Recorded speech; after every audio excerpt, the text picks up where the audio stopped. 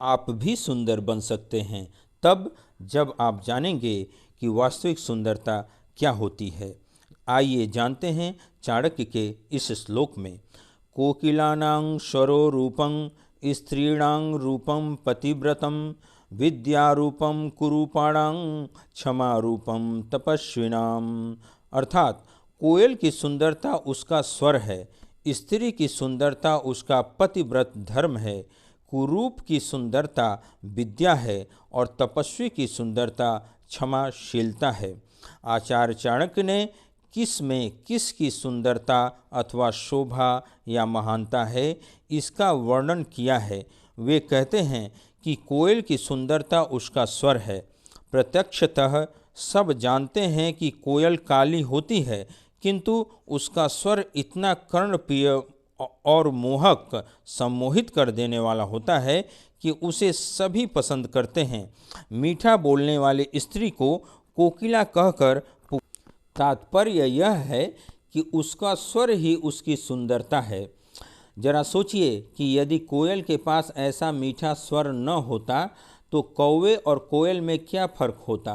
कौवे को लोग पसंद क्यों नहीं करते? वह भी काला है, कोयल भी काली है, किंतु कोयल जैसा स्वर कौवे के पास नहीं होता।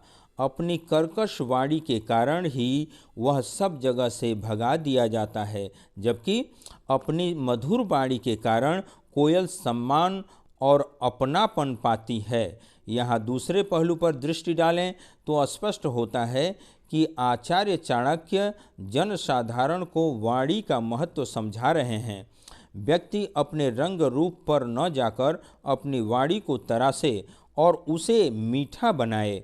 मीठा बोल बोले ताकि लोग उसके शारीरिक सौंदर्य को महत्व न देकर उसके मधुर वचनों के कारण उसे प्यार करें, उसका सम्मान करें। स्त्री के रूप सौंदर्य के संदर्भ में चाणक्य कहते हैं कि स्त्री का रूप सौंदर्य उसका पतिव्रत धर्म है।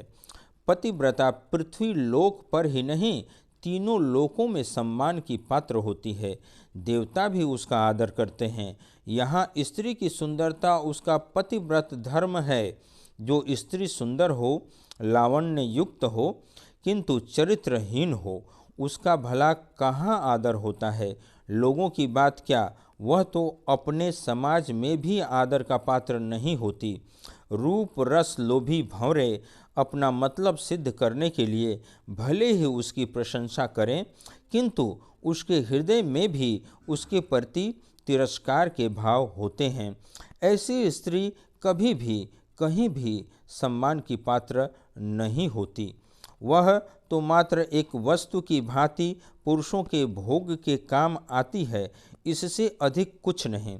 स्त्री भले ही साधारण रंग रूप वाली हो अथवा कुरूप हो, किंतु यदि वह पतिव्रता है तो अपने तेज से वह चहुं दिशाओं और तीनों लोकों में सम्मान का पात्र होती है।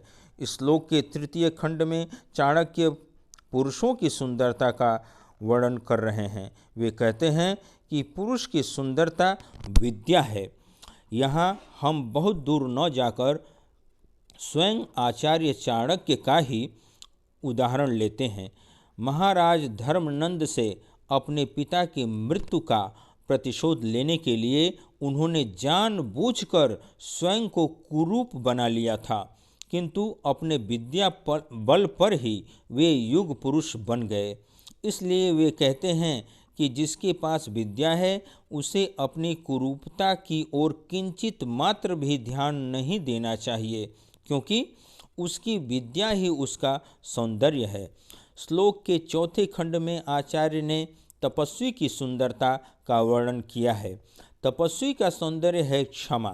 जो तपस्वी क्षमा करना नहीं जानता, वह कैसा तपस्वी।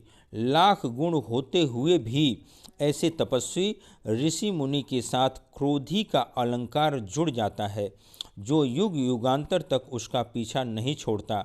दुर्वासा ऋषि का उदाहरण हमारे सामने है।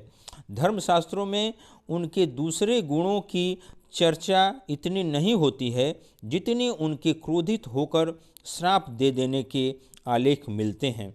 अतः सच्चे तपस्वी को क्षमाशील होना चाहिए। क्षमाशीलता हीन तपस्वी सुंदर नहीं कहा जा सकता, रूपवान नहीं कहा जा सकता। सज्जनों, यदि आपको चाणक्य की इस नीति से थोड़ी भी सीख मिली हो तो ऐसे ही और भी चाणक्य नीति सुनने के लिए कृपया इस चैनल को सब्सक्राइब करें और इस नीति को लाइक, शेयर और कमेंट करने की कृपा करें। धन्यवाद।